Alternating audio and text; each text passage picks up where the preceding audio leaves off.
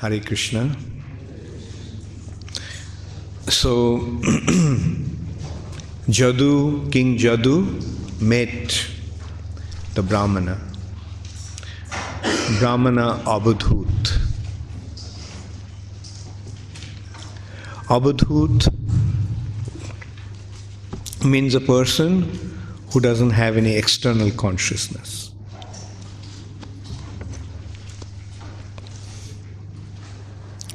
Just like a madman. But this is not material madness, this is spiritual madness. It's called madness. The Sanskrit word for madness is unmadana. And this is called divya unmadana. Divine madness or transcendental madness. And this personality was instructing King Jadu.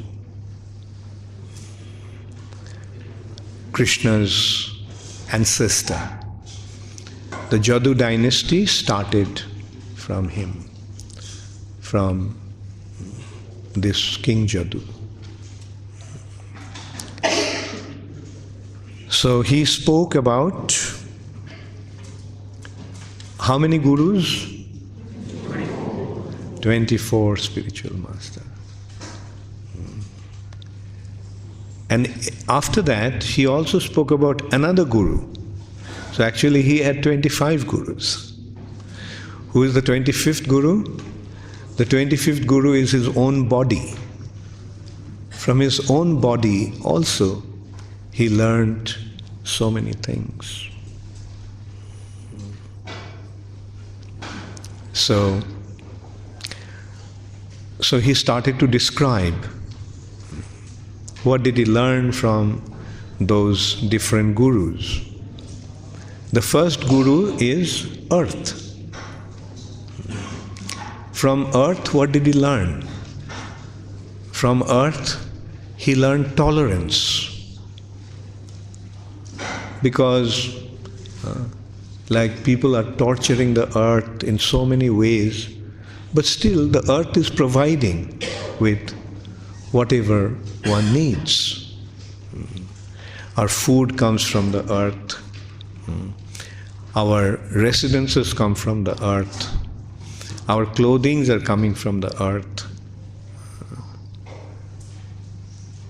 But in return, earth doesn't want anything.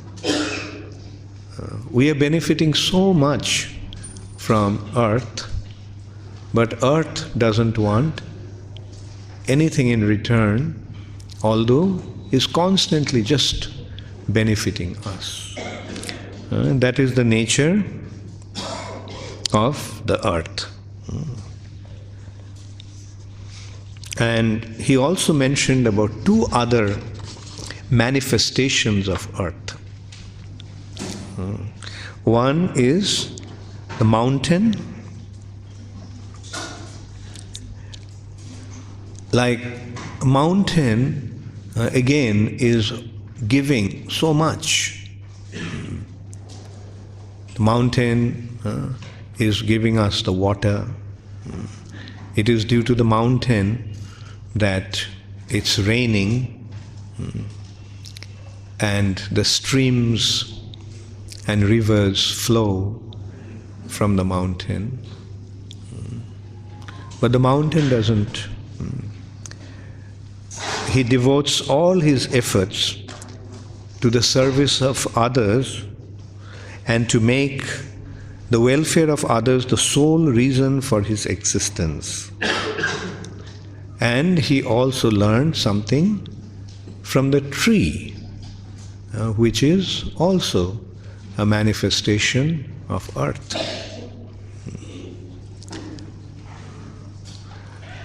In this way, he learned how to dedicate himself in the benefit of others, to just benefit others and do not want anything in response.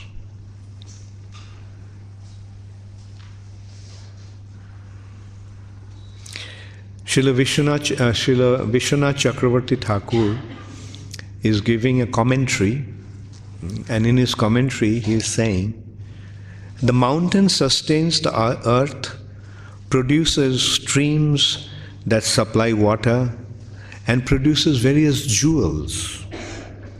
All these are meant for others' benefit. In the same way, all activities of a saintly person should be performed with the aim of benefiting others. This should be the nature of the devotees. Also, from Chaitanya Mahaprabhu, we learned something from the tree. What did you learn from the tree? Taror iva shahishnuna, as tolerant as a tree.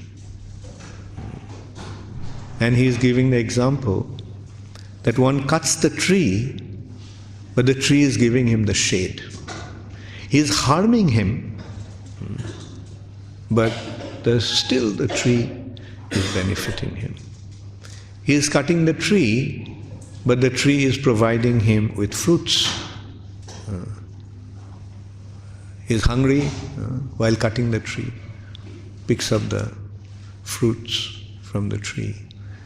The tree never says, why should I give you the fruit? No. So, a saintly person should become like a tree. One learns to do good to others from the tree. Therefore, a yogi, meaning a devotee, should become like a tree. And Srila Bhakti Siddhanta Saraswati Thakur, in his purport, is saying, he has a long purport, but I have just collected some important points. Worship of Lord Hari is possible only if one becomes as tolerant as a tree and as immovable and steady as a mountain. So these are the qualities, two very, very essential qualities of a devotee. He becomes as tolerant as a tree and as immovable as mountain, completely determined. Then only one can render service to the Supreme Personality of Godhead.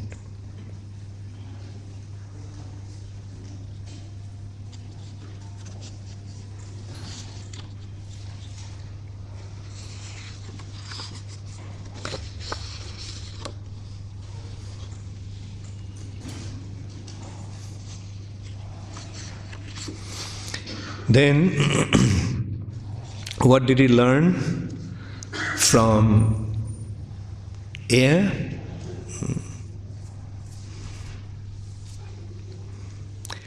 Air, what he learned from air is how not to become entangled.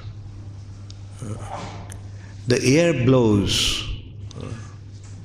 through different objects, carrying the aroma, but the air doesn't become affected. So, in course of our rendering devotional service, we also should not become affected.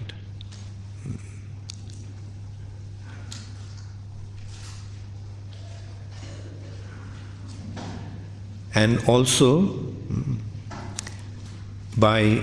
from what he learns from the wind, is not to become attached to his body or bodily activities.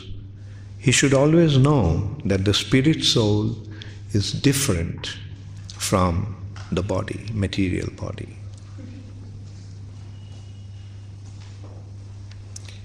And he is saying that both the individual soul and the super soul can be understood by comparing them to the nature of the sky. Sky means ether. Sky, actually sky is ether. Although the sky extends everywhere and everything rests within the sky does not mix with anything, nor can it be divided by anything. In spite of remaining within the body, the Supersoul is all-pervading. By means of his transcendental realization, a yogi should think of the Supersoul as all-pervading like the sky. Ether is all-pervading. Sky or ether is all-pervading. And in this way, one should learn that the Supersoul is also all-pervading. Supersoul is not affected by the bodies. The spirit soul is affected, but not the Supersoul.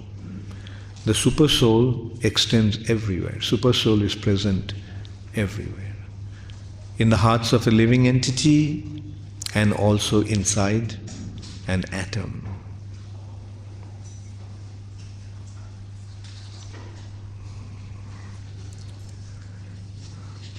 The Supersoul, although present in the material body of all living entities, is all-pervading.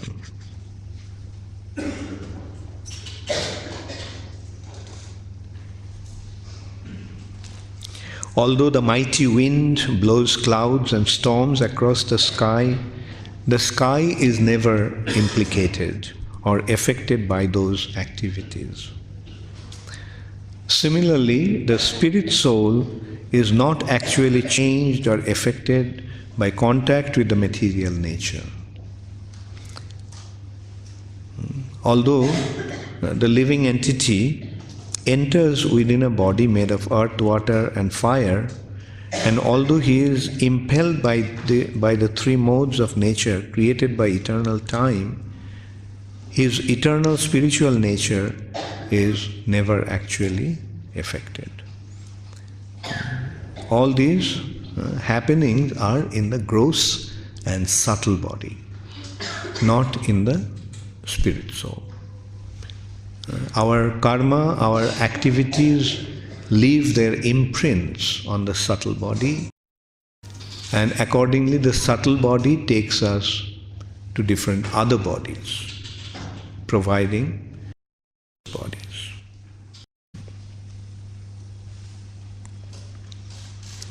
So, next is water. So what did we get? We got earth, we got air, we got sky or ether. No, that is the earth. Mountain and tree are extensions of earth, manifestation of the earth. And now, water. What did you learn from the water? The water is all purifying.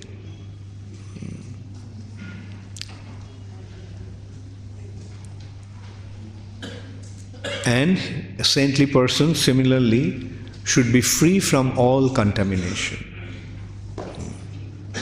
Water purifies everything.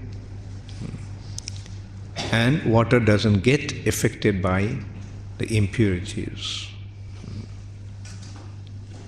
Just by seeing, touching, and hearing from a saintly person, the living entity is purified, just as one is cleansed by the contact of pure water. In this way, like a holy place of pilgrimage, a saintly person should be all purifying. Whoever comes in contact with him, just by seeing him, hearing from him, he is, and by touching him and serving him, one becomes purified. The karmic reactions are eradicated.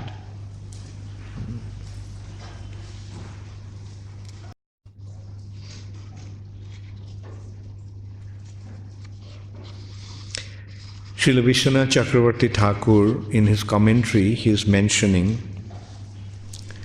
now the lesson to be learned from the water is being described.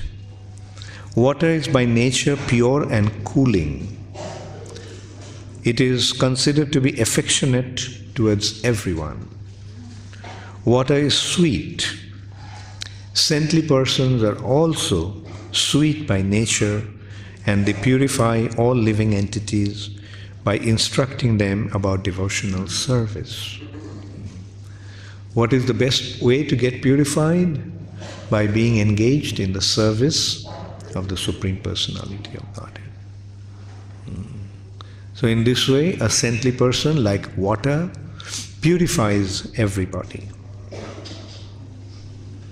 By constant hearing and glorification of the Supreme Lord, liberated sages remain freed from material conception and thus become qualified to touch the Supreme Lord.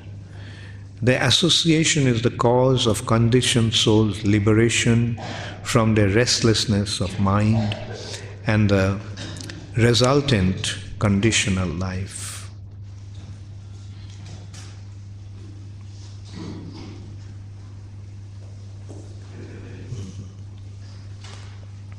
So, saintly persons becomes powerful by executing austerities. Their consciousness is unshakable because they do not try to enjoy anything within the material world. A very important point. A saintly person should not try to enjoy the objects of the senses. He should not try to enjoy the objects of the material nature.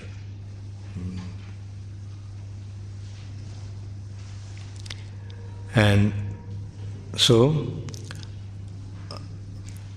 the saintly person, like fire purifies everything. So a saintly person also able to purify everything and everybody because of his strength of devotion, because of his surrender to the Supreme Personality of Godhead. He can purify everything. The point here is, like a saintly personality, like fire, can purify everything.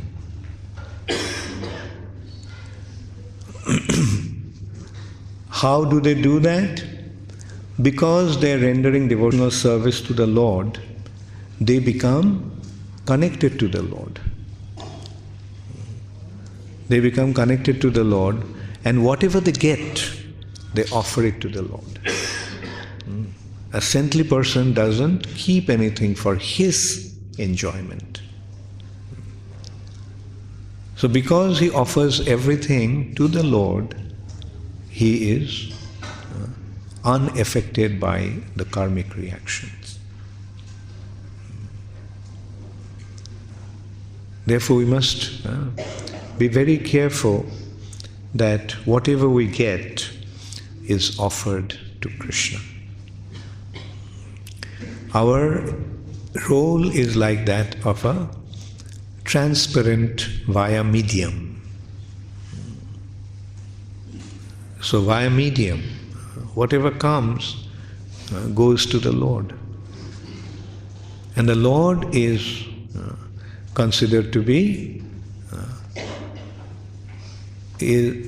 unaffected by karmic reactions. Krishna is not at all affected by karmic reactions.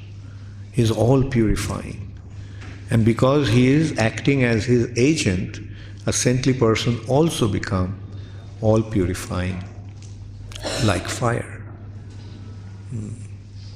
So what did he learn from fire?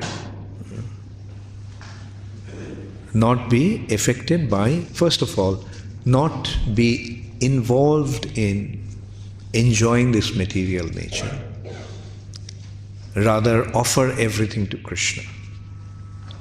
If it stops in us, then we'll get the karmic reactions. But if we offer it to Krishna, then the karmic reactions will be passed on to Krishna. And Krishna is apapabidhya. No sin can affect Krishna. Therefore, Krishna is all purifying, and being in contact with Him, a pure devotee of the Lord, who acts only on behalf of the Lord and offers everything to the Lord, he also doesn't become affected by the sinful reactions. Karmic reaction is actually a very complex thing. Material nature, Prabhupada pointed out that everything we do get affected by karmic reactions. Like when we cook food, to collect the food we had to go to the market. With every step, how many living entities we killed while collecting the food. Then the food stuff also is living entities. We kill those living entities. Maybe it's a cabbage or a cauliflower, but it's a living entity. And then when we are cooking in the fire, so many living entities were destroyed. So although we may think that we are vegetarian and we are not affected by karmic reactions, but some karma is already involved. But if we offer what we cooked to Krishna, then when Krishna accepts it, it becomes free from karmic reactions. Therefore, it's very important that we offer everything to Krishna. Then we won't be affected by karmic reaction.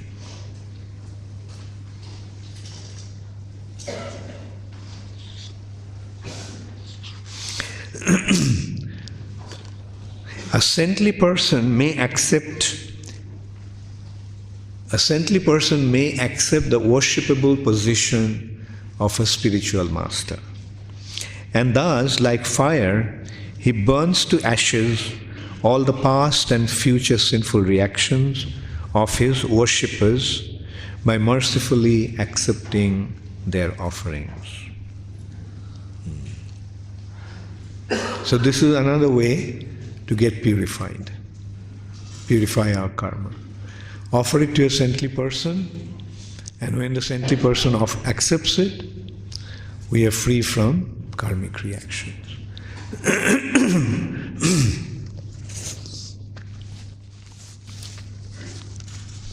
This culture is still quite prevalent in some pious families.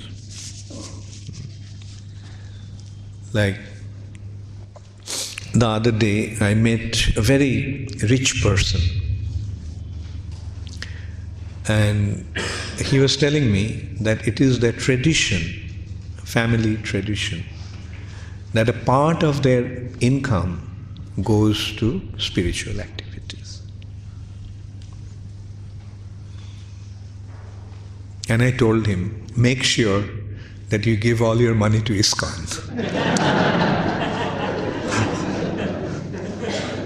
Because who you are offering them to, if they are not acting as via medium, then your karmic reactions won't get liberated, delivered.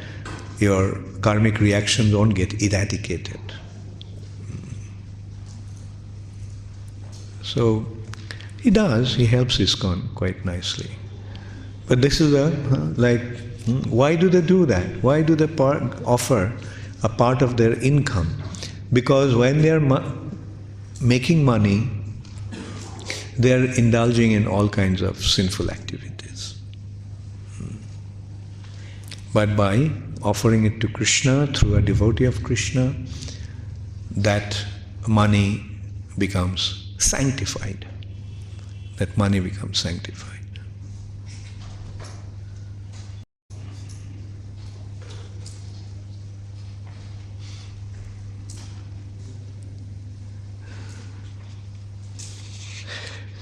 Then what did he learn from the moon?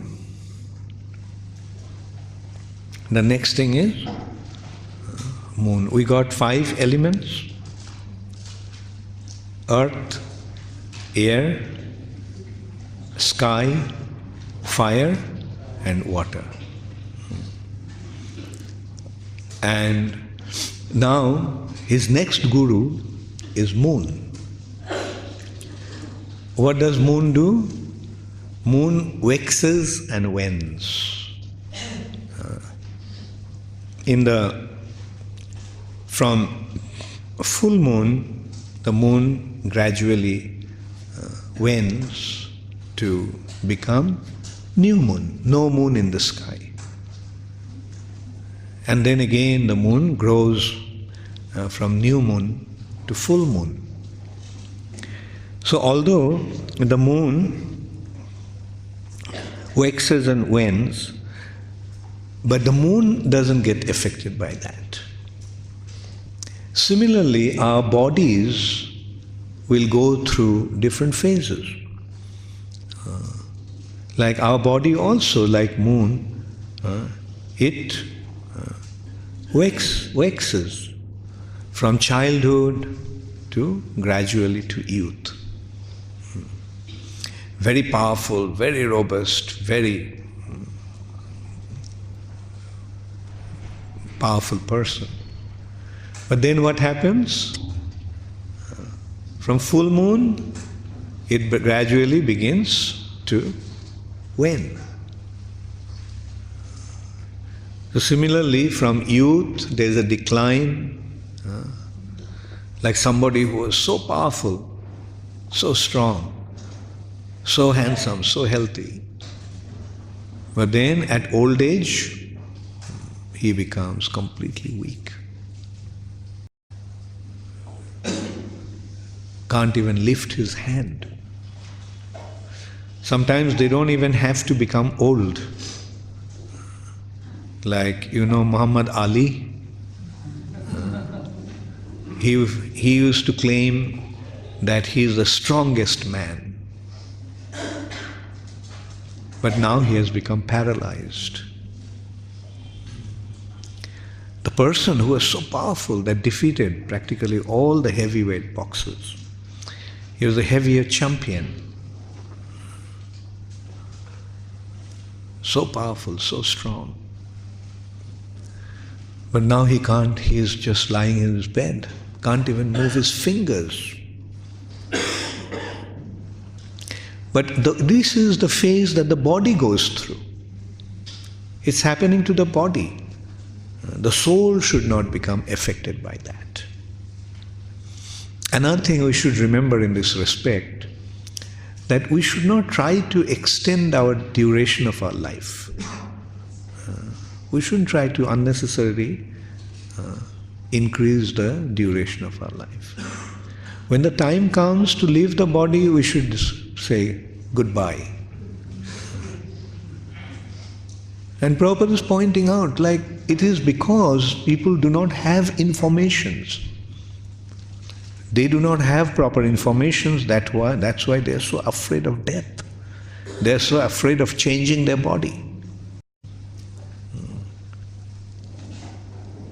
Like if they knew that instead of their old and dilapidated body, they are going to get another new body, then who will not opt for this opportunity? Like you are staying in a house which is completely dilapidated. The roof is leaking, the windows have fallen apart, the plumbing is not working, and at any moment it can collapse. Why stay on in that house? Especially when you know that a new house is waiting for you. But because people today don't have information, and because they think that this is the only body they want, they just hold on to this body as long as they can.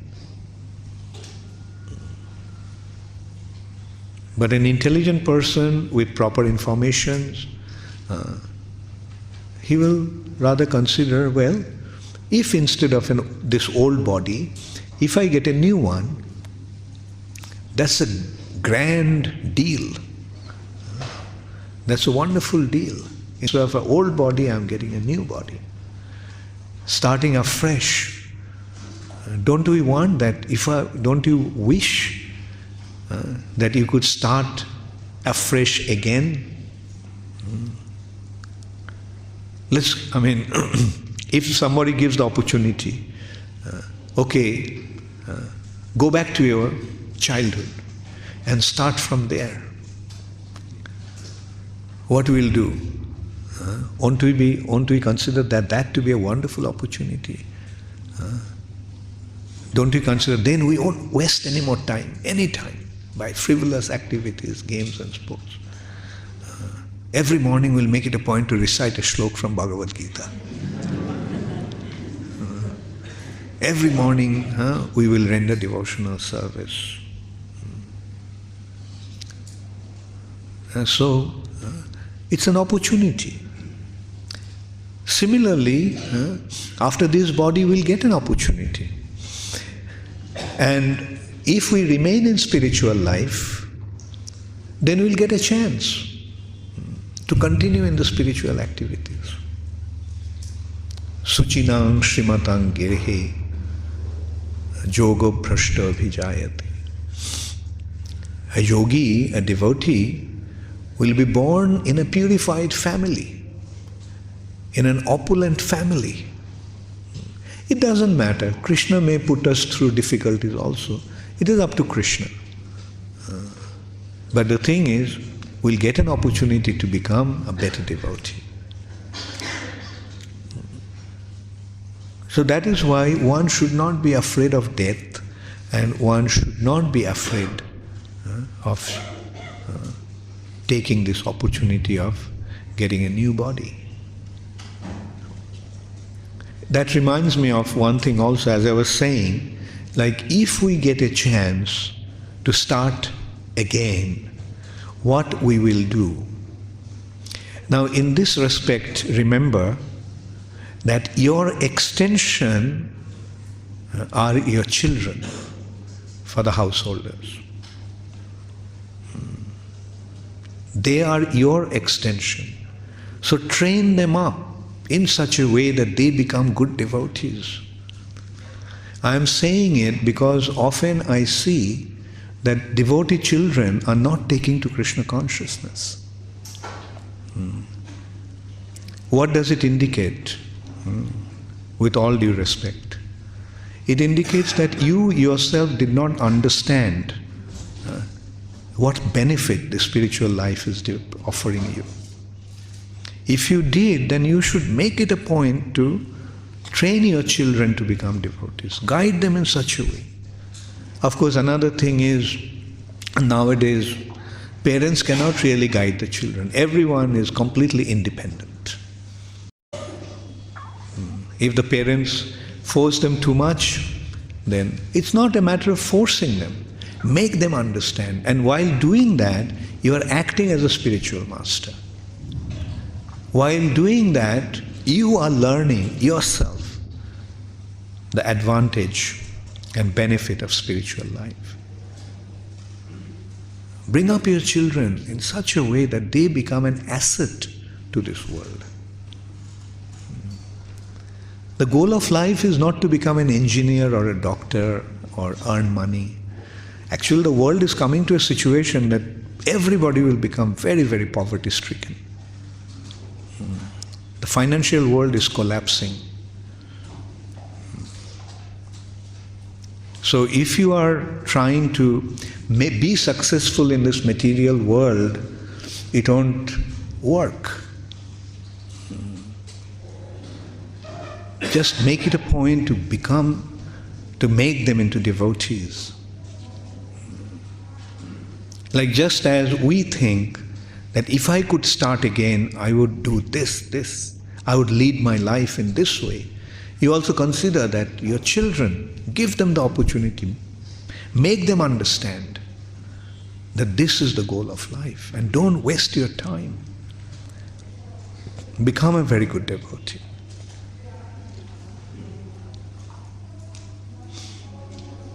Why I'm saying it, I'll just give you the background. In America,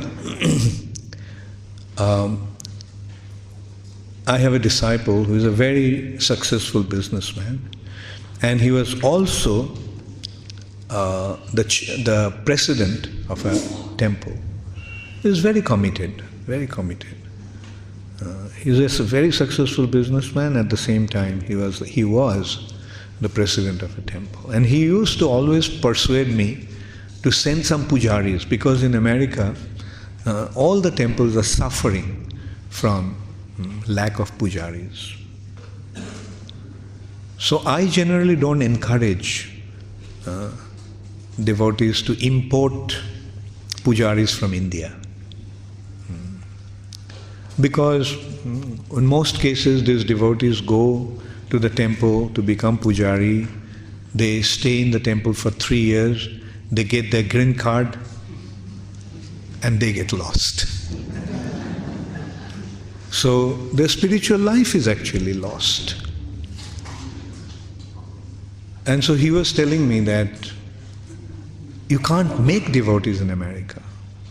The problem is in America you are not able to make devotees. Like local devotees are very, very rare. So I told him that it is because you are not preaching.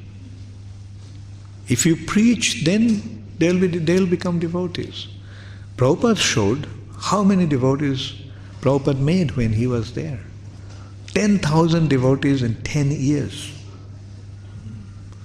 So don't say that in the Western world people are not going to join Krishna consciousness. Then I told him, okay, will you want your son to become a devotee? It just struck him. He was silent for a while. And then he honestly admitted, no. Devotee means, I asked him, do you want your son to become a full-time devotee? Join the temple and serve the temple. And I told him, you are the temple president and you do not want your son to join the temple, then who will join the temple? Because you don't have the conviction that this is the most important thing that one can do.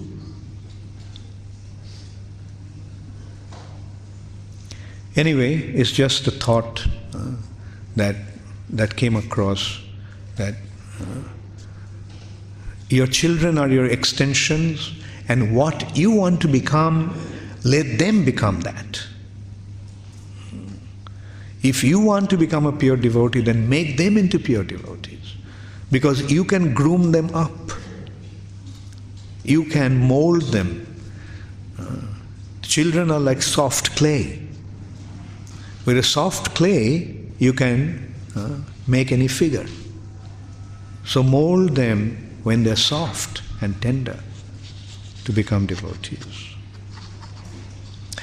So what did he learn from the moon? Although the body will wax and wane, but just as moon is not affected by the waxing and waning, similarly the spirit soul, the self, one individual should not become affected. It is just gradual development and gradual deterioration.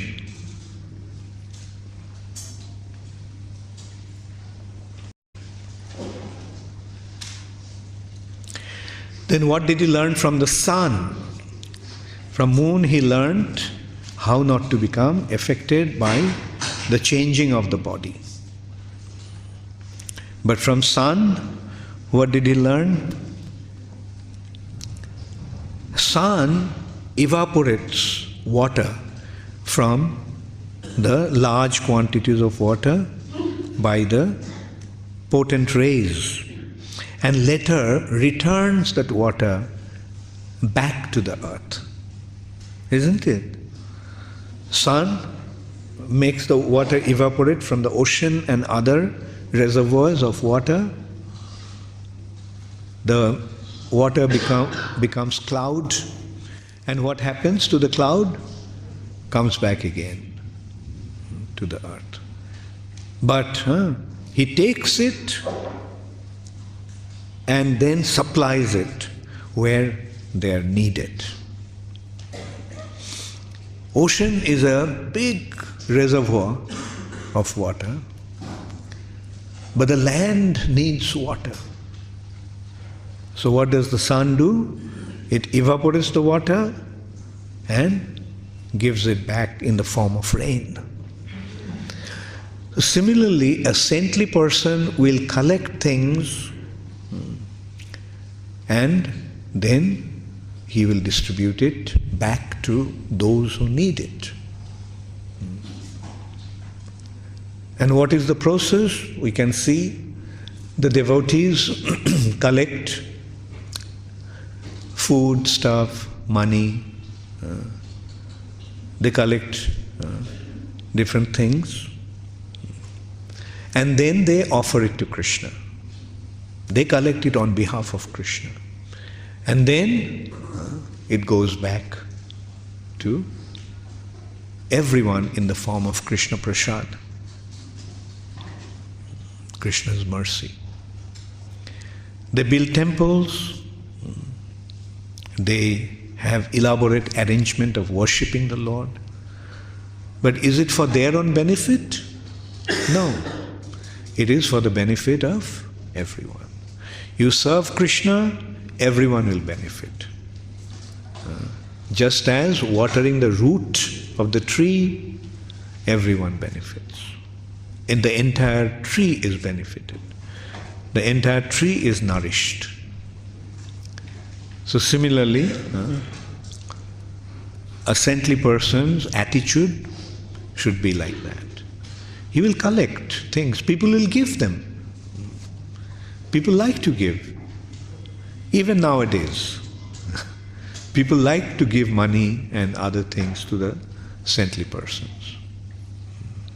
But what the saintly person will do, will he keep it for himself? No. He will engage them in Krishna's service. And by using them in the service of Krishna, everyone derives the benefit.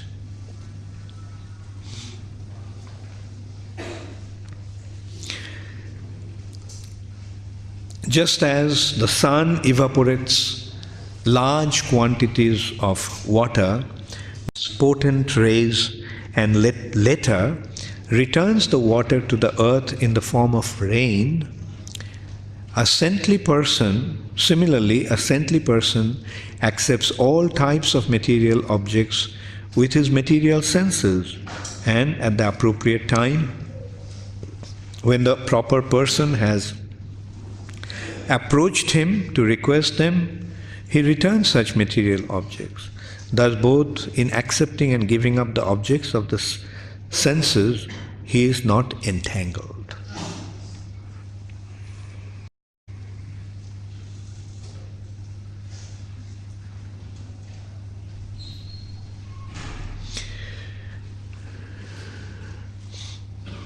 And also another thing is that although the sun is reflected on different objects or different pots of water, but the sun is not affected by that. So although the soul is reflected through different material bodies, the soul remains undivided and non-material.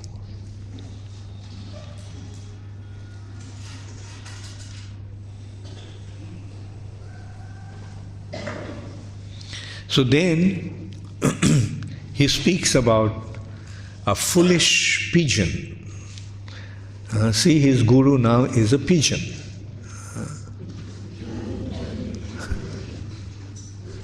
What did he learn from the pigeon? It's very interesting. I'll read the descriptions of the pigeon and his family.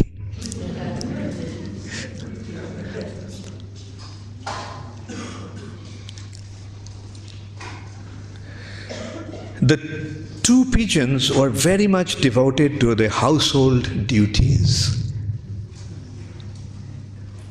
their hearts being tied together by sentimental affection. They were each attracted by the other's glances, bodily features, and states of mind. Thus they completely bound each other in affection.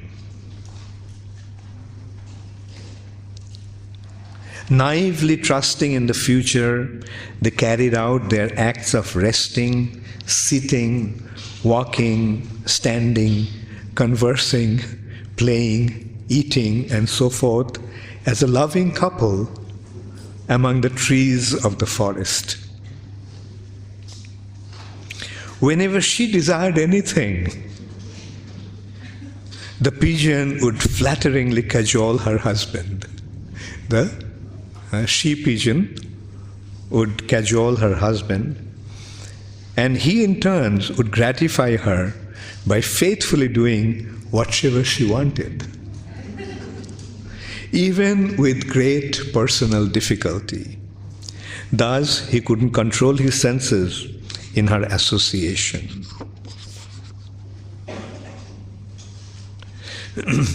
Then the female pigeon experienced her first pregnancy. When the time arrived, the chaste lady delivered a number of eggs within the nest in the presence of her husband. When the time was ripe, the baby pigeons with tender limbs and features, created by the inconceivable potencies of the Lord, were born from those eggs. The two pigeons became most affectionate to their children and took great pleasure in listening to their awkward chirping, which sounded very sweet to the parents. Thus, with love, they began to raise the little birds who were born of them. Doesn't it sound familiar?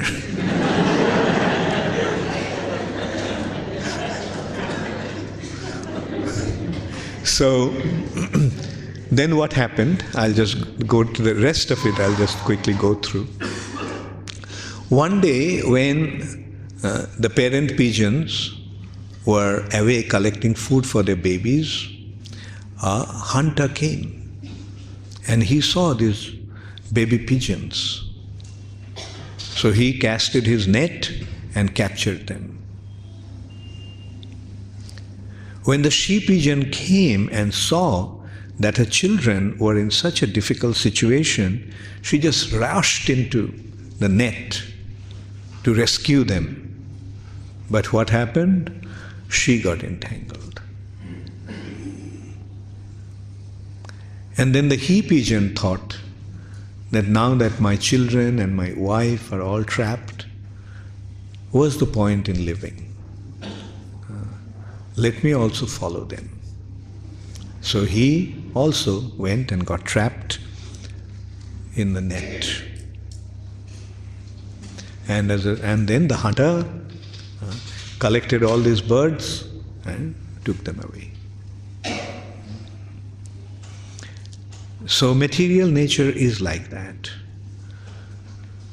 We develop our sentimental attachments, our sentimental affection for our children, for our family. But eventually, what happens? Not always, but what may happen,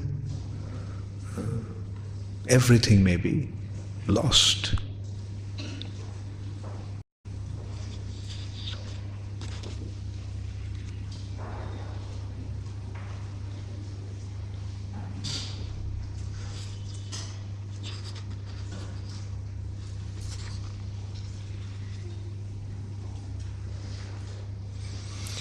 The male pigeon, let's hear what he is saying, how he is lamenting. The male pigeon said, "Alas, just see how I am now destroyed. I am obviously a great fool, for I did not properly execute pious activities. I could not satisfy myself, nor could I fulfill the purpose of life.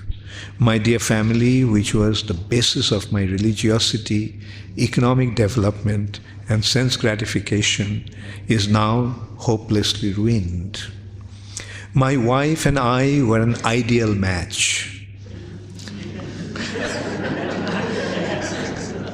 Even the pigeons think that way.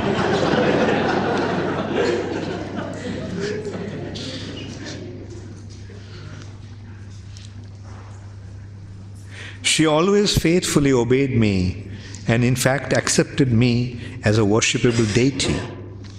But now, seeing her children lost and her home empty, she has left behind and gone to heaven with our saintly children. Now I am a wretched person living in an empty home. My wife is dead. My children are dead. Why should I possibly want to live? My heart is so pained by separation from my family that life itself has become simply suffering. And thus he himself fell into the hunter's net. The cruel hunter, having fulfilled his desire by capturing the head pigeon, his wife, and all their children, set off for his own home. In this way, one who is too attached to family life becomes disturbed at heart. Like the pigeon, he tries to find pleasure in mundane sex attraction. Busily engaged in maintaining his own family, the miserly person is fated to suffer greatly along with all his family members. The doors of liberation open wide to one who has achieved human life. But if a human being simply devotes himself to family life like the foolish bird in the story, then he is to be considered as one who has climbed to a high place only to trip and fall down.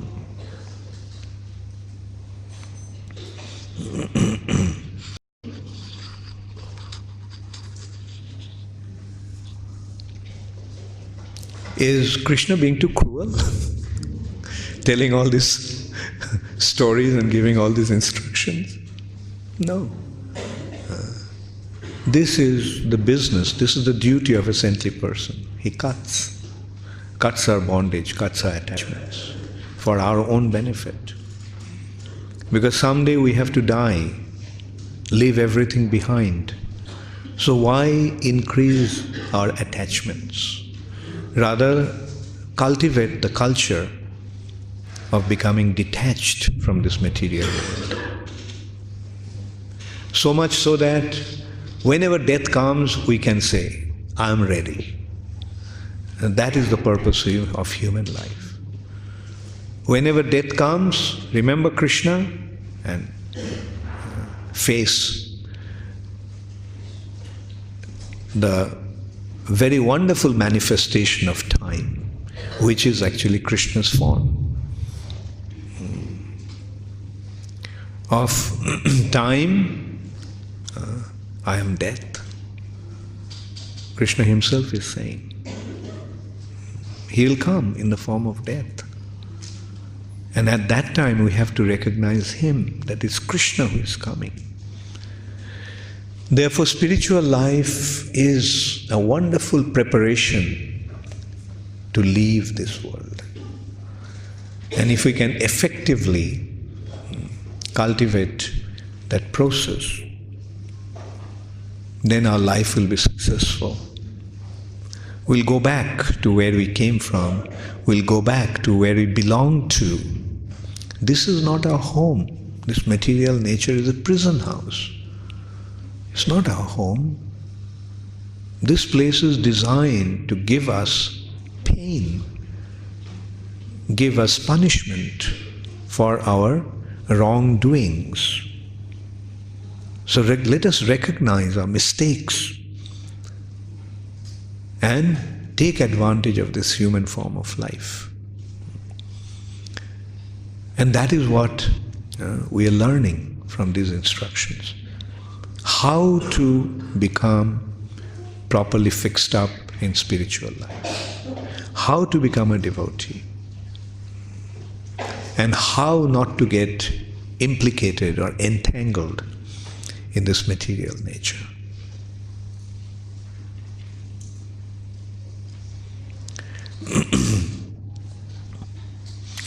Then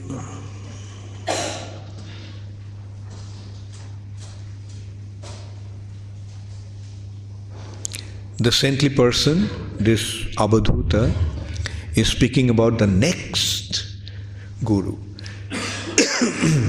You know who is the next guru? Python. Python.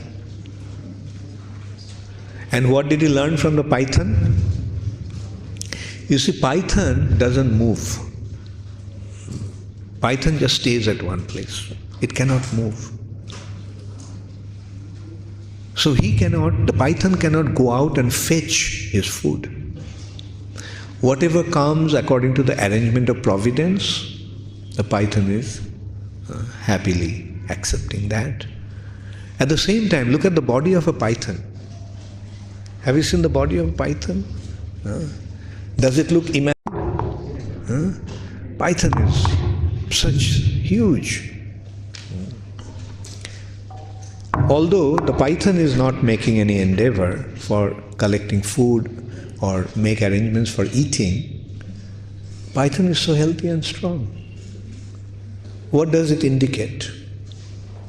It indicates that Krishna provides. Krishna provides for everybody. We don't have to make an extraneous endeavor for our food and livelihood. Whatever comes on its way will be sufficient for us to maintain. So that is the quality of a saintly personality. He is happy with whatever comes in its own accord.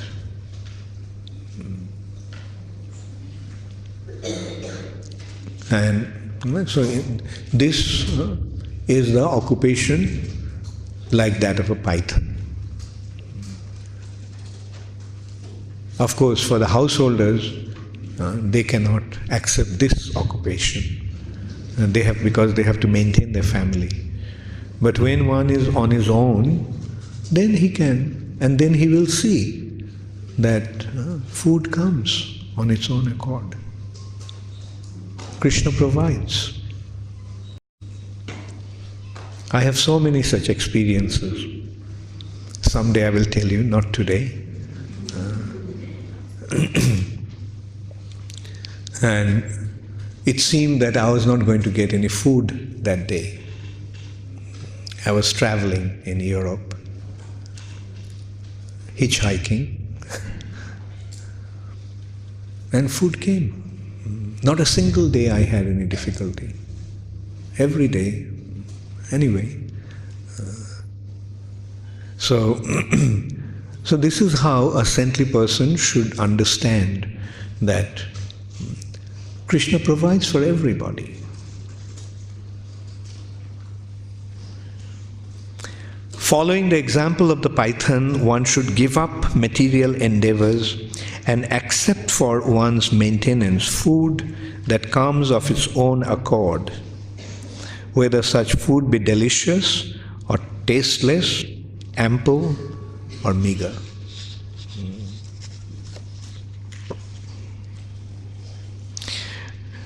Rather in ISKCON we see there is no dearth of food. In ISKCON we never starve. Rather in ISKCON our problem is overeating.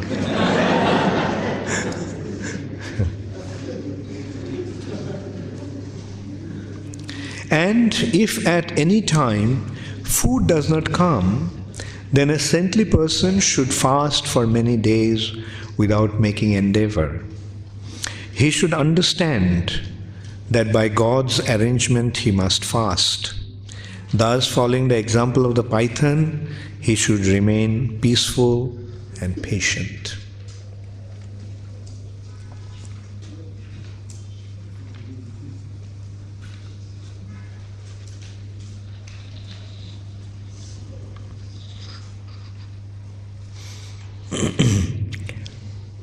Then, what did the Avadhut learn from his next guru? His next guru is the ocean.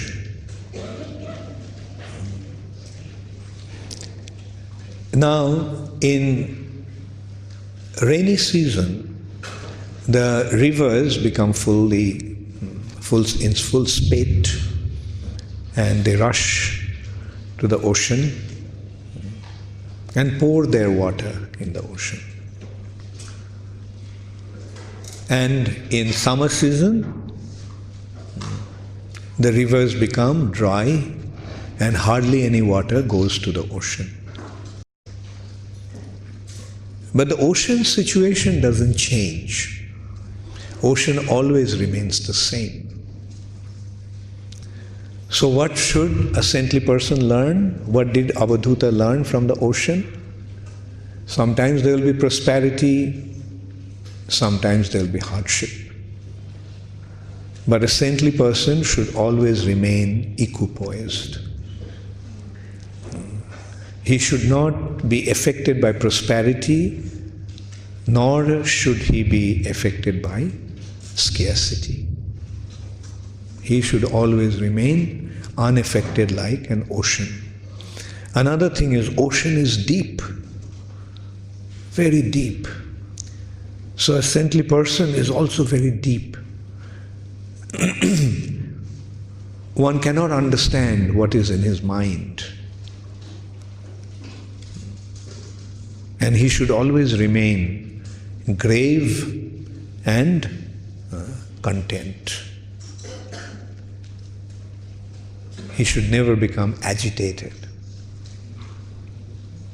That is the quality of a saintly devotee. Because all that are happening in this material nature is a matter of our karmic reactions. It's just a matter of our karmic reactions. Nothing happens by chance. When there is prosperity, we have to understand it is our good karma. And when there is hardship, we have to understand that it is our wrong action, sinful action that we are suffering. So they're going to happen, they'll come and go.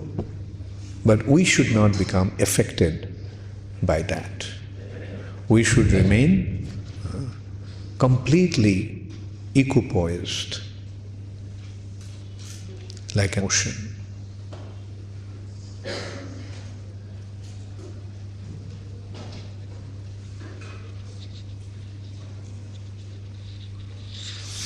Okay, let me just read that description. During the rainy season, the swollen rivers rush into the ocean. And during the dry summer, the rivers, now shallow, severely reduce their supply of water. Yet the ocean does not swell up during the rainy season, nor does it dry up in the hot summer. In the same way, a saintly devotee who has accepted the Supreme Personality of Godhead as the goal of his life sometimes will receive by providence great material opulence, and sometimes he'll find himself materially destitute.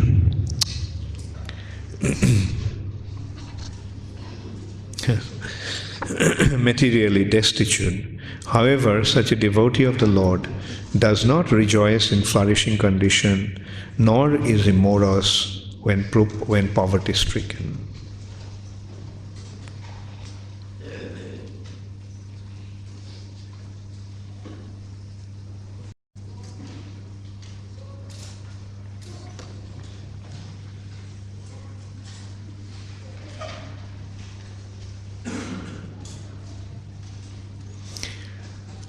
Then the next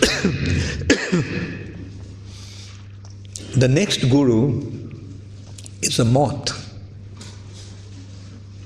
This is a very simple instruction. Many times this had been described. What does the moth do? Have you seen? Right. It runs towards the fire. It flies towards the fire to get burnt.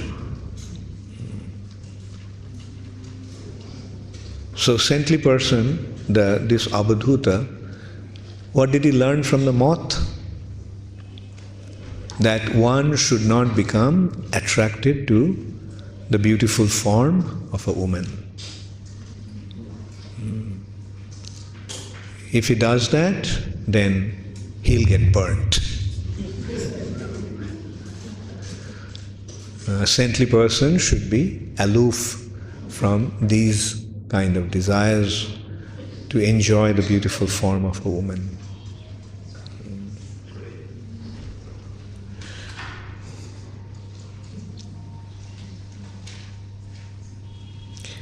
Being eager to sense gratification, such a fool loses all intelligence and destroyed just like the moth who rushes into the blazing fire.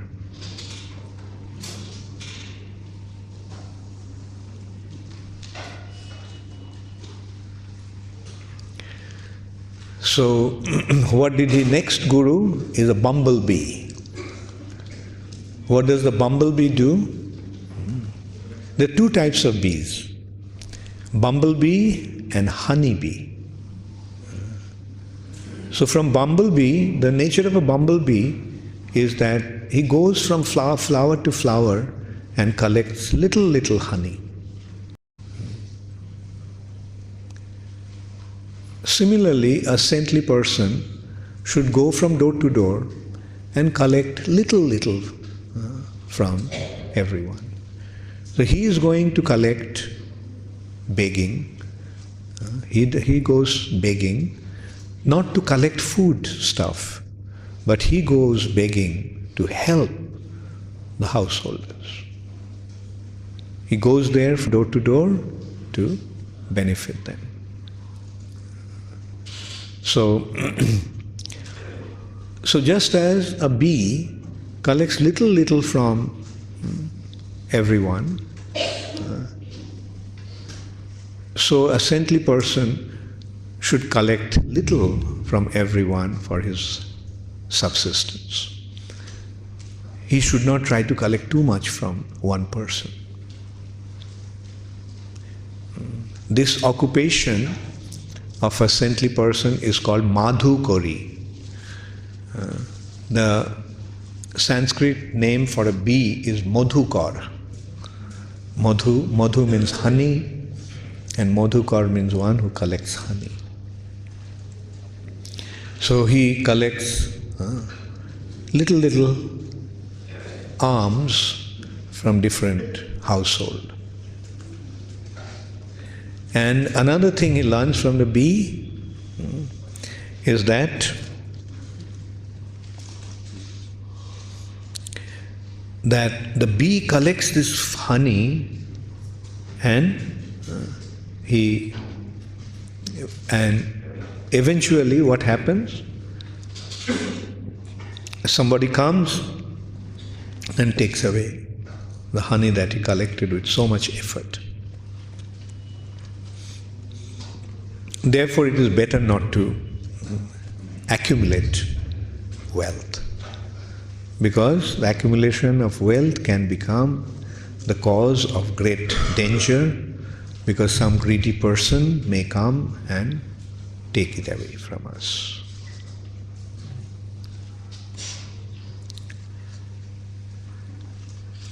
Rather, a saintly person should not store foodstuffs acquired by begging. Rather, he should use his own hands as his plate and eat whatever fits on them. His only storage container should be his belly, and whatever conveniently fits into his belly should be his stock of food. Thus, one should not imitate the greedy honeybee who eagerly collects more and more honey.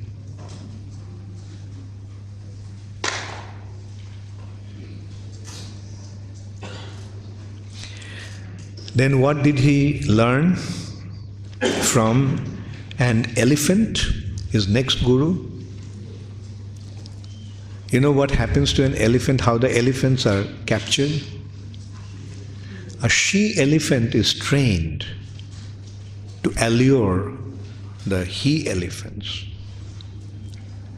And all these elephants, becoming attracted by the she elephant, follows the she elephant, and the she elephant takes them into a ditch which is otherwise covered on the surface with trees, and then they fall. And this is how the elephants are captured. So because the he elephant is attracted and allured by the touch of the she elephant, therefore that becomes the cause of his great difficulty.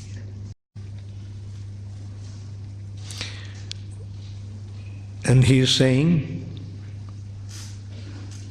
Avadhuta is saying, a saintly person should never touch a young girl.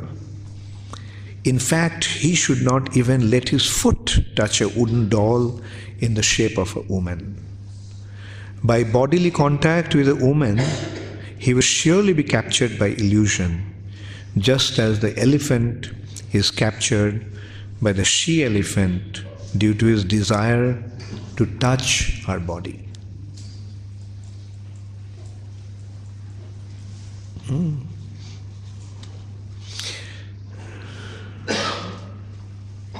Another thing is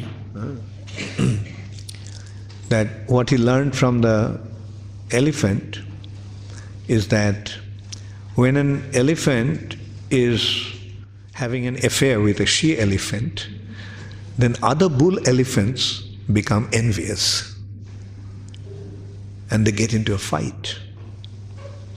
And in many cases, he dies in that fight. So, to fall in love with a beautiful young girl will lead us to face many competitors, and they may even kill us. The world situation, of course, is not so bad, but early days it was like that.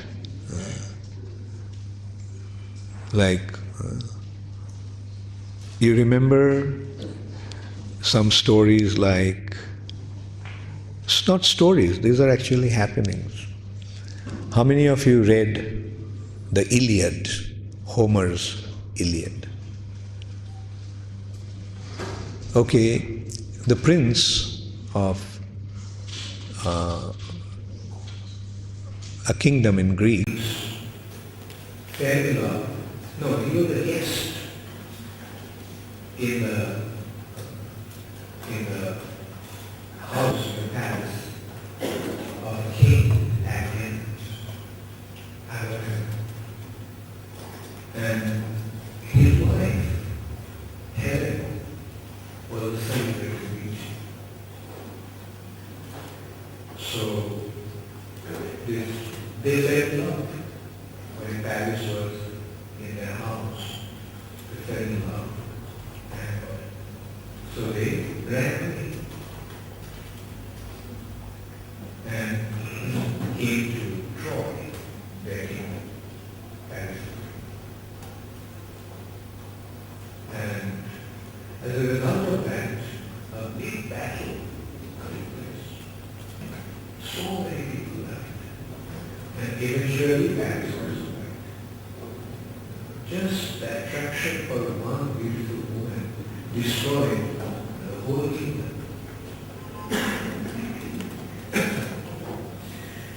So this is just as an elephant trying to enjoy a she elephant is killed by other bull elephants also enjoying the company. One trying to enjoy a lady's company can at any moment be killed by another lover who is stronger than he. So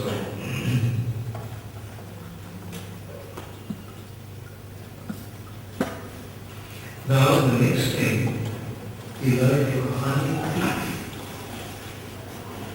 What did he learn from a hunting thief? just waits for the bees to collect honey. He makes the bees to collect honey and he goes and takes it. What we learn is that others make all the trouble, take all the trouble. And he will go and collect. In this respect, like he is saying, anyway, maybe they will have to skip that.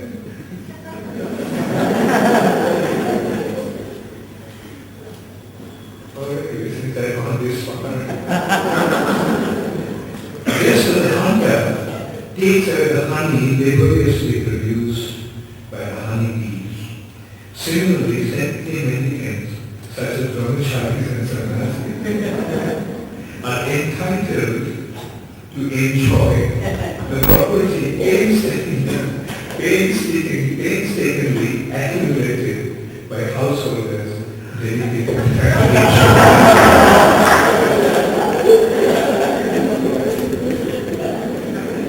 Okay, I mean, we don't have to collect it. You are not offering us. So there is no need.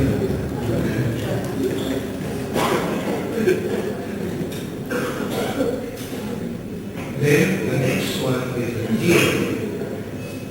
Deer. What did you learn from the deer? You see, the deer, the hunter plays the flute, and the deer becomes attracted to the music or the sound of the flute. And then when the deer comes close, the hunter shoots.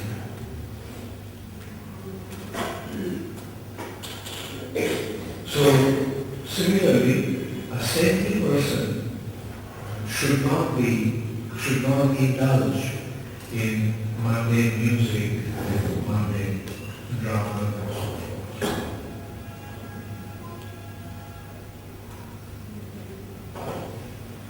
A saintly person dwelling in the forest, in the renounced order of life, should never listen to songs or music promoting material enjoyment.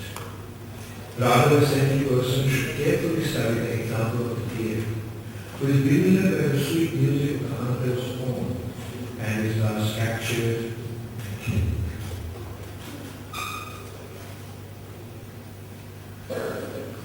Being attracted to the worldly singing, dancing, and musical entertainment of beautiful women, even the great sage, Rishabh, the son of Niki, fell totally under their control, just like it and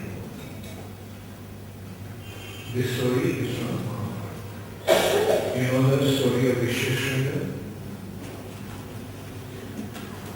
King Jana wanted to perform a sacrifice.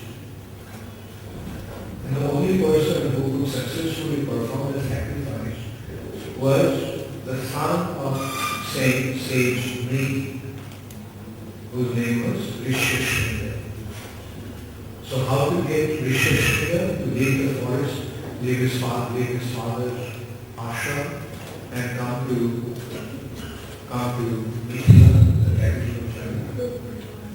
So Jana actually sent a group of prostitutes to the forest. And they're living in a boat. So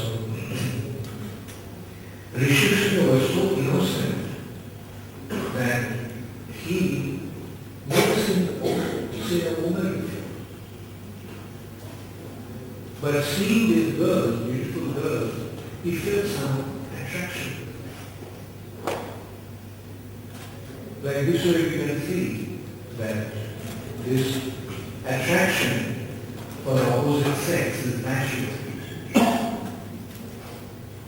So Rishabh was enticed by these women into their boat, and he became attracted to them. And they brought him to Mithila to perform his sacrifice.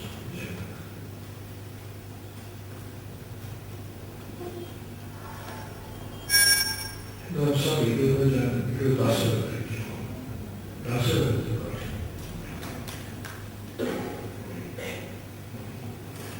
That was before Ramchandra was born.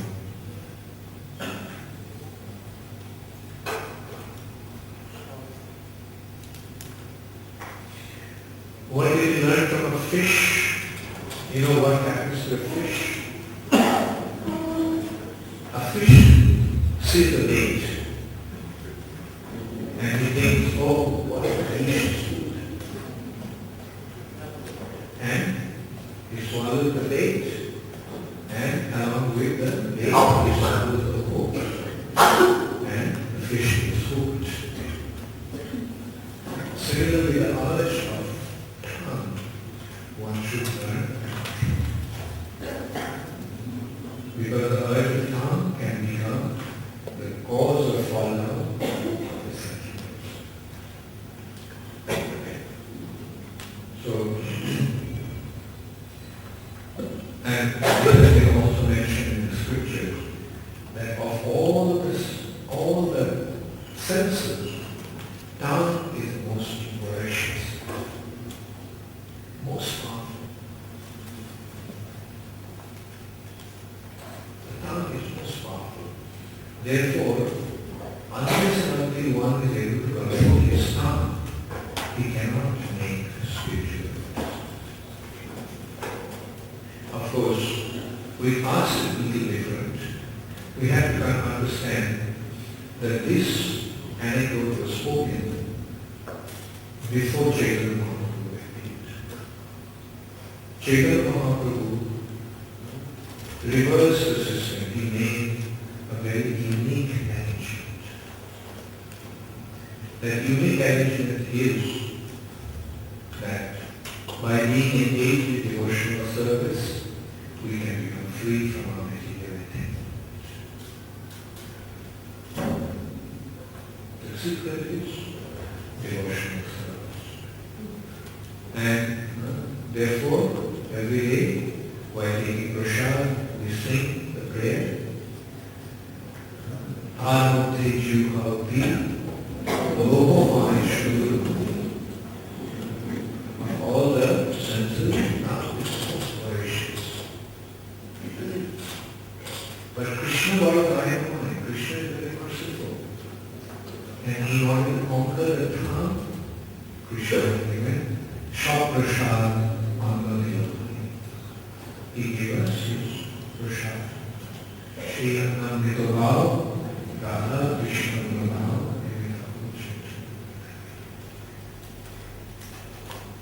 One should Prabhupada also told me, make sure that the devotee take the instruction.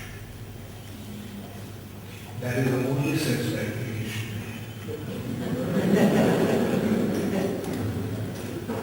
Prasad is the only sense gratification that you have done. So make sure that they take instruction.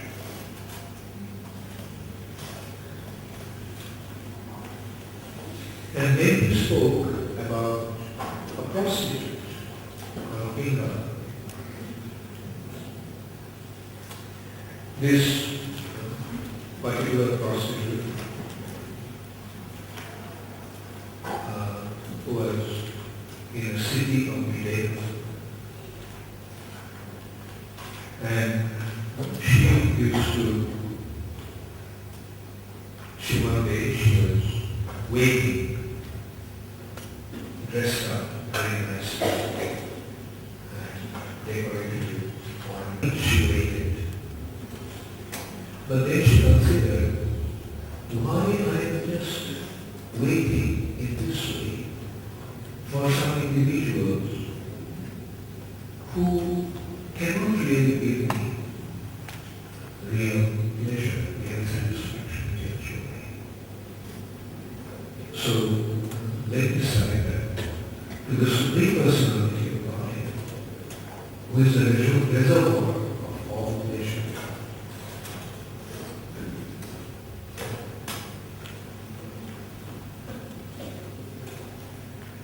So it has been described in this way. As the night wore on, the prostitute, with intense desire gradually became morose, and her face dried out, thus being filled with anxiety for money and most disappointed. She began to feel a great detachment from the situation, and happiness arose in her mind. The prostitute felt disgusted with her material situation and thus became indifferent to it. Indeed, detachment acts like a sword, cutting to pieces the binding network of material hopes and desires.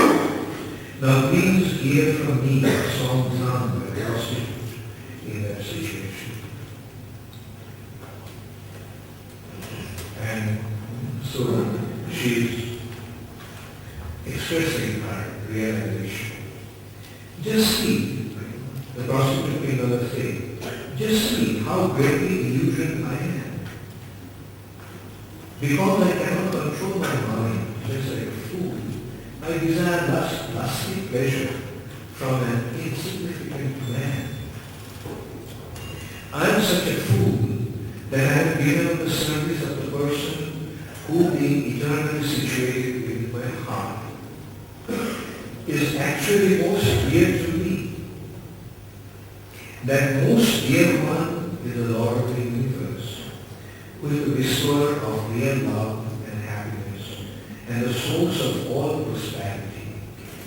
Although he is in my own heart, I have completely neglected him. Instead, I have ignorantly served insignificant men who can never satisfy my real desire and who have simply brought me unhappiness, fear, anxiety, lamentation, and illusion. So in this way she goes on.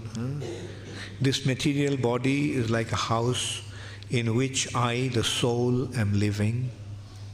The bones forming my spine, ribs, arms and legs are like the beams, cross beams and pillars of the house.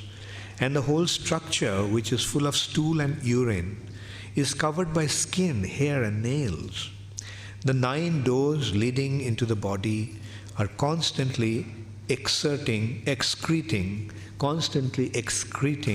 foul substances. Besides me, what woman could be so foolish as to devote herself to this material body, thinking that she might find pleasure and love in this contraption? So it goes on, she's describing, like it's quite interesting, like you can see that those days in India, even the prostitutes were so wise. And Prabhupada mentioned that in India, in Calcutta, there was a prostitute who actually was a great devotee of Krishna. She built a temple made of glass. With the money she earned, she made a temple, beautiful temple, made of glass. Glass maybe means mirror.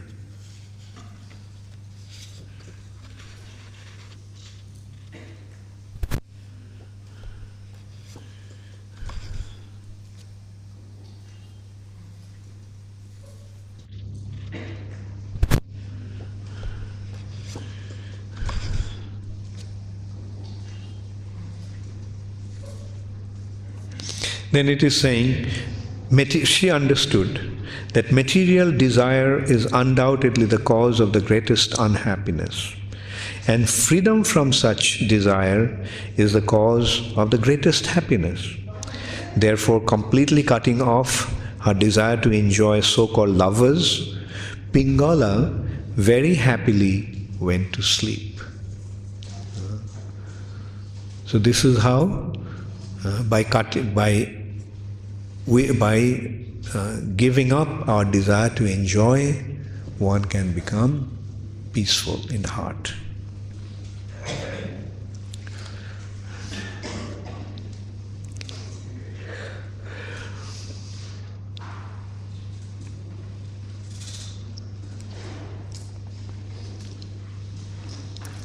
So next, His next guru is a hawk. In Sanskrit, the hawk is called a kurara bird. Once this bird, a hawk, was carrying some meat. He found some meat and he was in his beak, he was carrying that meat. And seeing that, the other big birds attacked him.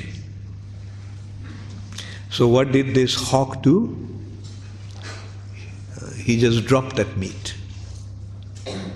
And this is how he saved a dangerous situation of being attacked by other birds. So similarly, what should a saintly person do? When the material possessions become the cause of envy for others, it's better to just drop it. Better to leave it. Let them take it. What is more precious? Some opulence and wealth, or our own life?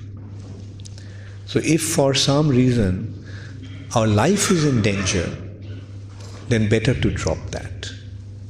Take it. So that is what he learned from the hawk.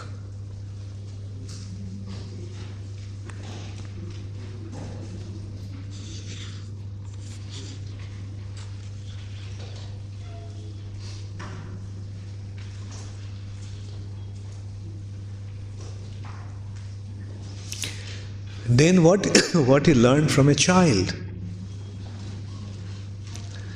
What is the nature of a child?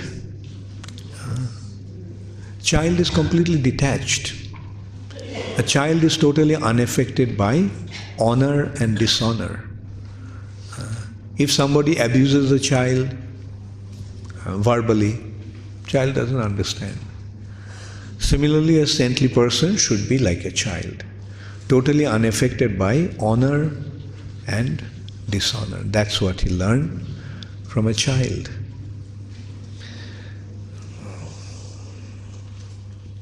And he is saying, I enjoy only the life of the soul, and I find love on the spiritual platform. Thus I wander the earth like a child.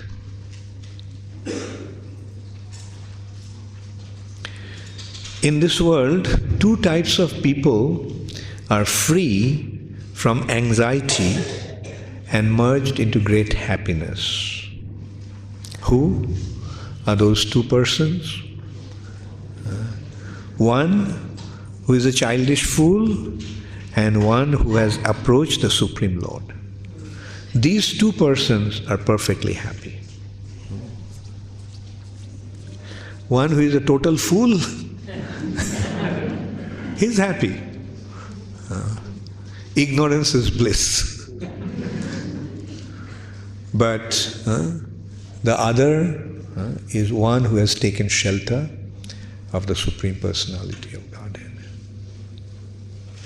Because he is depending upon the Supreme Personality of Godhead, who takes care of everybody under all circumstances, is completely free from all anxiety.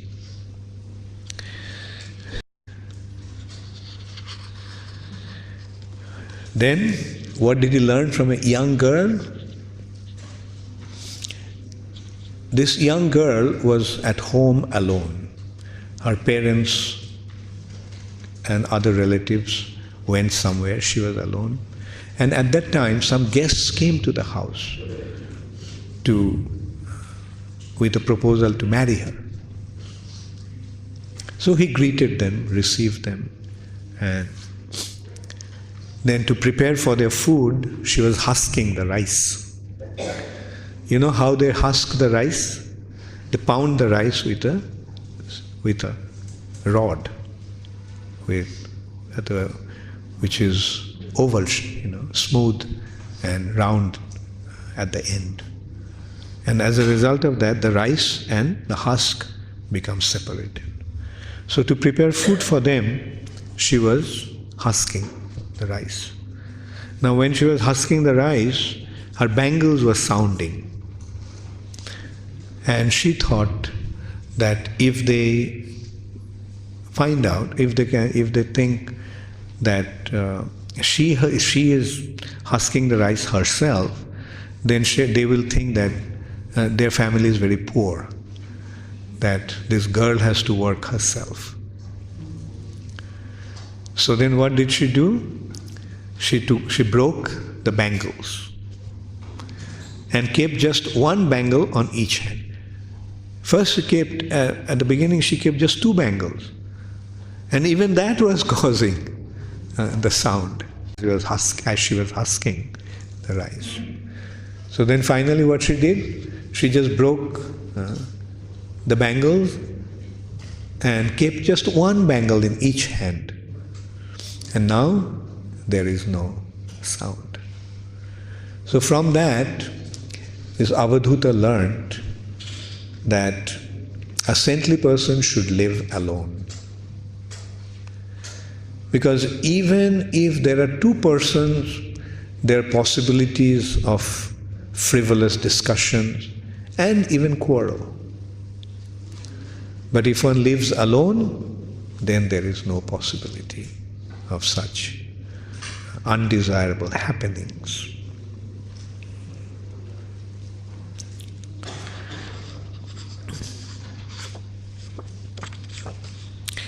When many people live together in one place, there will undoubtedly be quarreling. And even if only 2 people live together, there will be frivolous conversation and disagreement. Therefore, to avoid conflict, one should live alone, as we learn from the example of the bracelet of the young girl.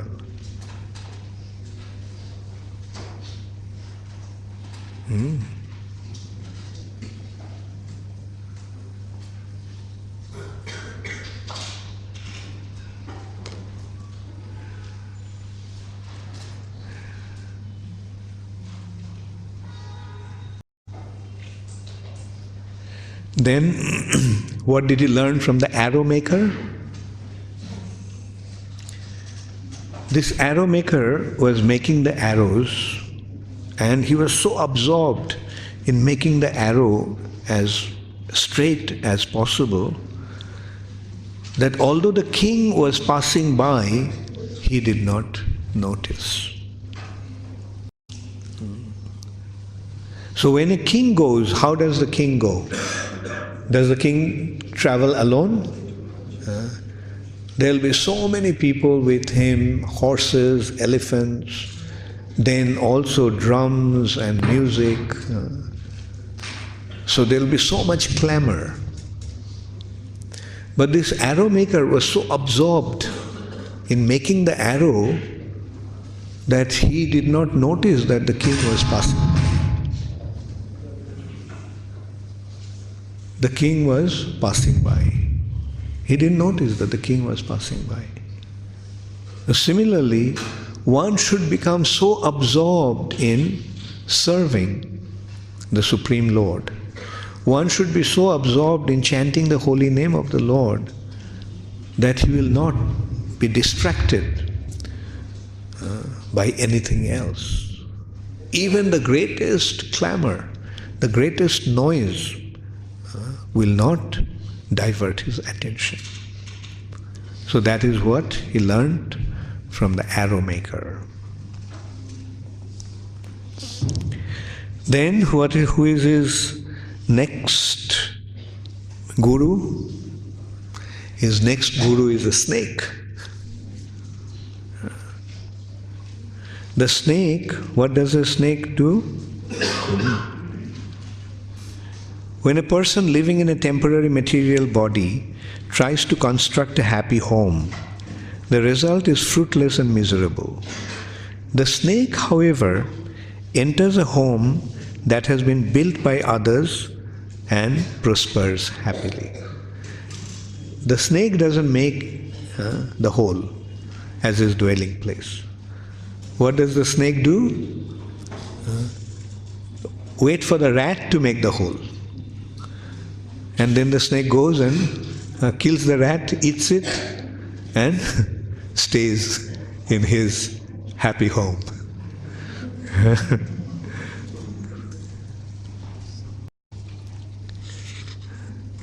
So this is what he learned from the snake. Don't make an elaborate endeavor to make all these arrangements, but rather wait for somebody to make those arrangements and then you go and take over. Just as we are doing nowadays, often, at least during Prabhupada's time, we did that in many cases.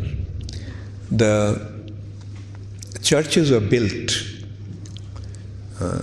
elaborately with stones and things. And we went and took over the churches and made them into temples. And I tell devotees in the West that don't get into building a temple. Buy something that is already existing. Because in the West, building especially in America and Europe, is very, very troublesome. First of all, it's very difficult to get the permit to build. And then even if you get the permit, like in New Jersey, we got a piece of land, and for 5 years they're struggling to get the permit. Still now they didn't get the permit. See, 5 years just went by and they spent hundreds of thousands of dollars in this process. But on the other hand, in the same city, in New Jersey, the other group of devotees, they found a church and they bought the church. Much cheaper, and all the arrangements are already made there. They have a hall, prayer hall, the church. Then they have kitchen, they have parking lot, they have the conference hall. So everything is ready-made. In India it's different. In India, constructing temples are not that expensive, and to get the permission also is not that difficult.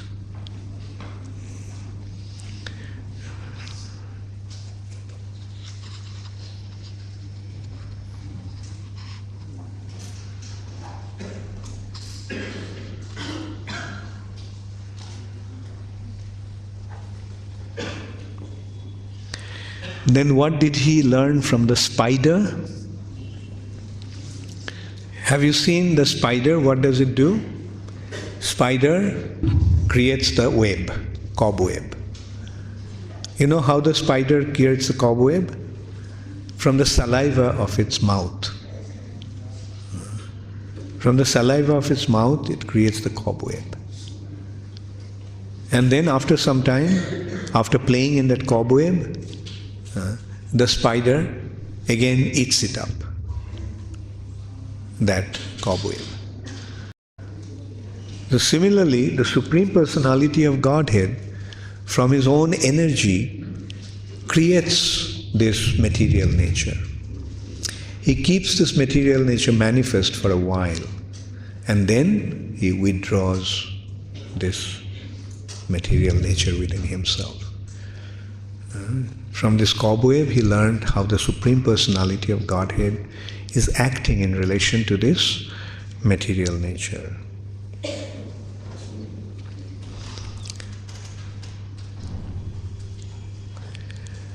And then, what did he learn from a wasp? Once a wasp forced a weaker insect to enter his hive and kept him trapped there. And in fear, this weaker insect just kept on thinking about the wasp. And as a result of that, he became, without changing his body was transformed into the body of a wasp. So similarly, what we meditate upon, accordingly our body will be formed. Then he is saying, O King, from all these spiritual masters I have acquired great wisdom. Now please listen as I explain what I learned from my own body.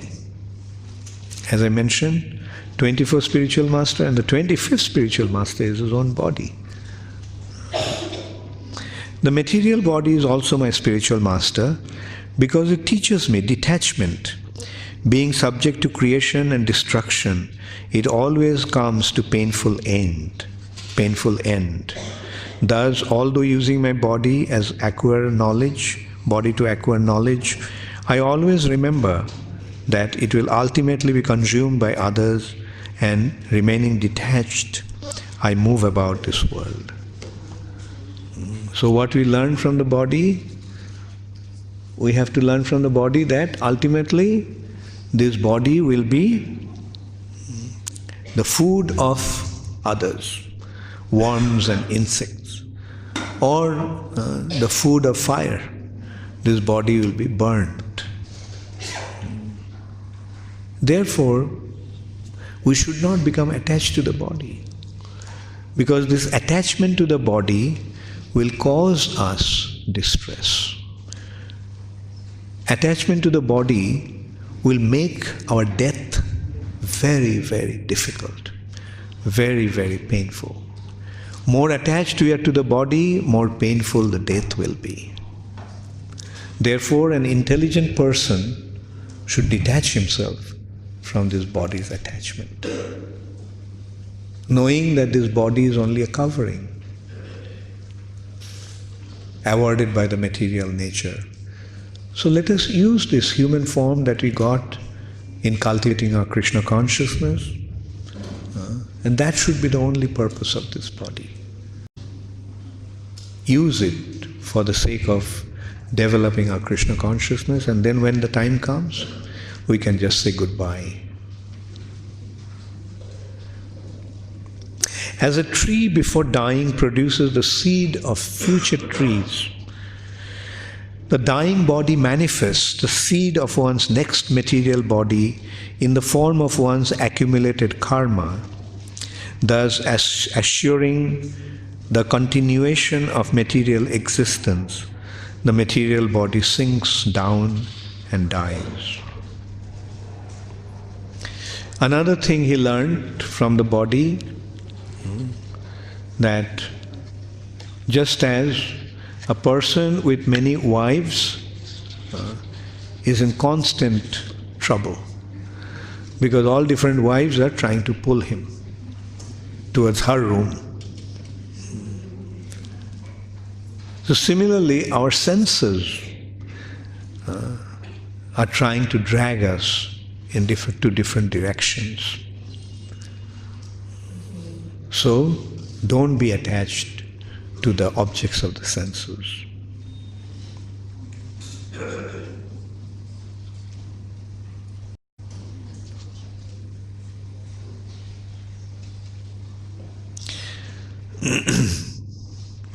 And then finally, he makes a very wonderful point, which I mentioned a few times. By creating the forms of trees, reptiles, animals, birds, snakes, and so on, the Lord was not satisfied within his heart. Then he created human life, which offers the conditioned soul sufficient intelligence to perceive the absolute truth and become pleased. And became pleased. So after creating all different life forms, Krishna actually created the human beings, and then only he became satisfied.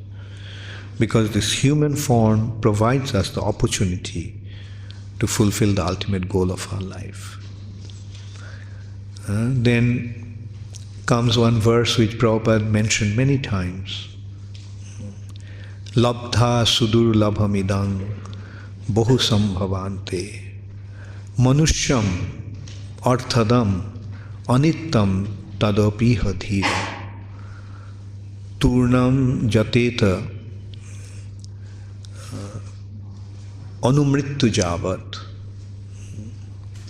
nishrayashaya Vishayo sarvato khalushat.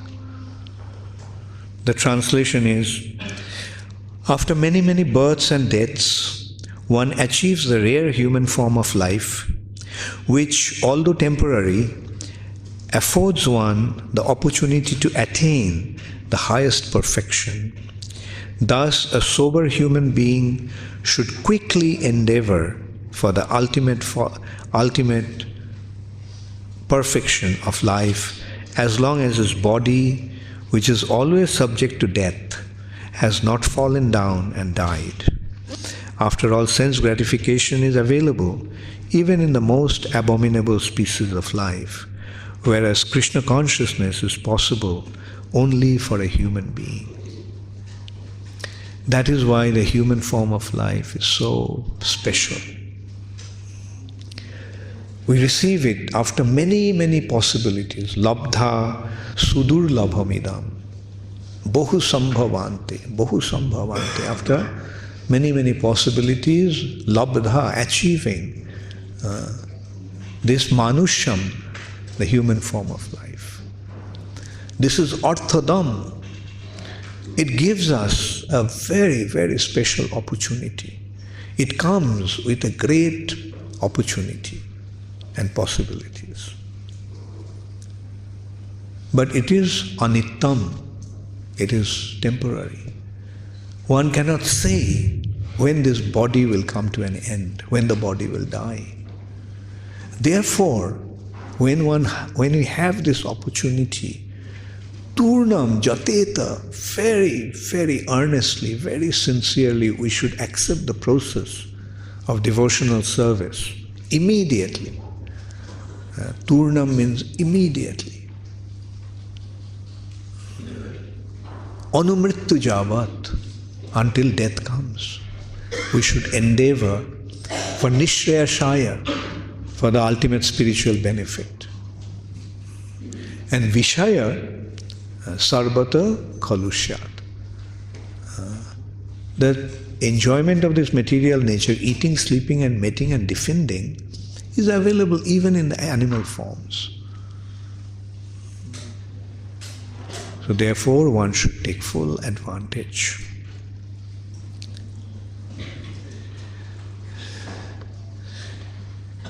The Supreme Personality of Godhead said, having thus spoken to King Jadu, the wise Brahmana accepted obeisances and worship from the king and felt pleased within himself. Then bidding farewell, he left exactly as he had come. And King Jadu, upon receiving these instructions and applying these instructions in his own life, he became perfectly happy. So if we also apply these instructions, if we also accept these 24, 25 gurus and learn the relevant message, then our life also will become successful. And another thing is, we should always be open to learn something from everyone. He just mentioned about 24 gurus, but there are unlimited gurus. There's so much to learn from so many people. Thank you all very much. Now it's 6 o'clock.